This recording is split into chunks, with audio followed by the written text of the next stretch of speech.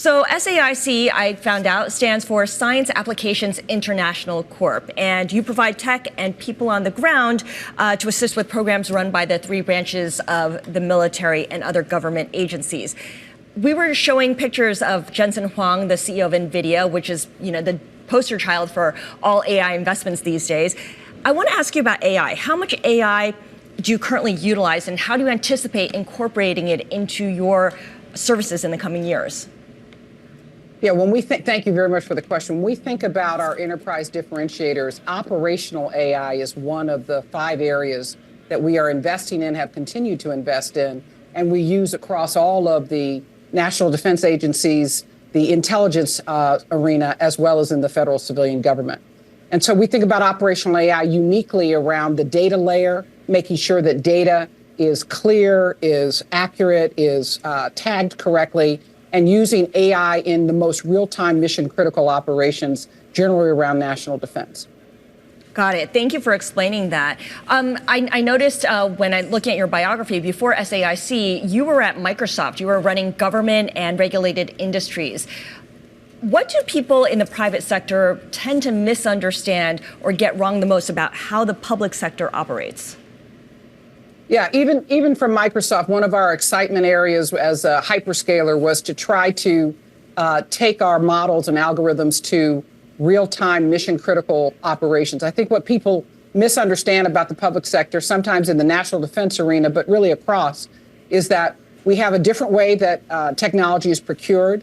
There are very complex mission-critical realities of how to integrate, and that's why SAIC takes an approach to be agnostic to technology, to be open in our architecture and how we build and integrate, to work in very secure real-time environments, because we want to plug and play technology and innovation from a small business, a startup, a large business, from many different domains. But you have to understand the mission, and our expertise is understanding the mission, all the mission requirements in some of the most complex environments around the world.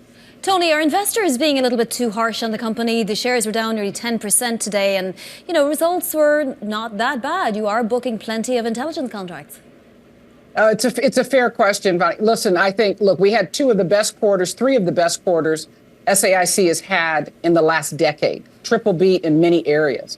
However, we're making some investments. I came in to push an agenda of organic growth, particularly profitable, sustainable organic growth.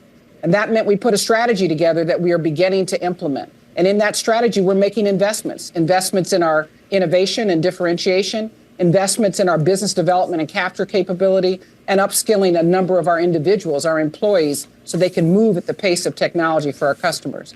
In those investments, we expect to return within the next 12 to 18 months. This is a business that doesn't turn on a dime, return in a quarter. This is a business that happens over 18, 24-month segments, given our procurement cycle. So we took a hit. I know we're starting to rebound now. I've already seen the numbers, and I think we will see that trajectory. We've had a phenomenal year, and there's no structural impediment why we can't grow beyond mid-single digit, and we're going to prove that out over the next couple of years. But we are going to need to make investments, and I think the investors initially reacted to the margin effect of making some investments early on. And Toni, I have to ask you, you're not even in the job a full 6 months yet. It must be pretty daunting taking on something like this. What's the biggest challenge for you right now?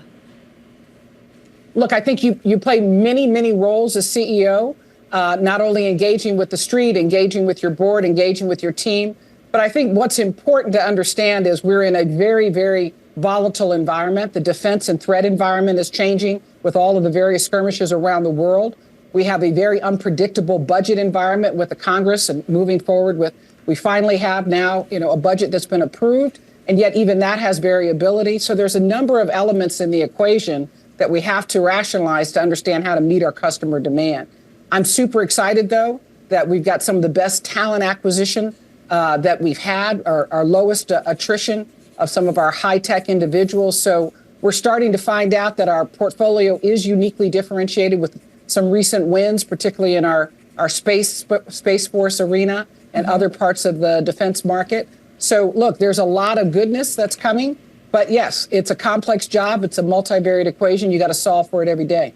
Yeah, the government is kind of a wild card in that case, especially with those budget negotiations. You mentioned talent. You succeeded Nazikeen at SAIC as CEO. So it's rare to have one woman CEO pass the baton to another at a publicly traded company, no less. What are you doing, or what's the single most important thing you are doing to ensure there's a robust pipeline of female talent and Black talent at SAIC for the future? Yeah, I've been super pleased with the work that's already been done before I got here at SAIC in terms of representation. A lot of focus on parity, leadership parity, having the leader pipeline look like the non-leader pipeline in those groups that you identified, women and people of color. What you'll see now is a focus on ensuring that we've got career mobility, that on those points of career that are most career moving, those assignments that are critical, that we have a diverse slate for all of those assignments.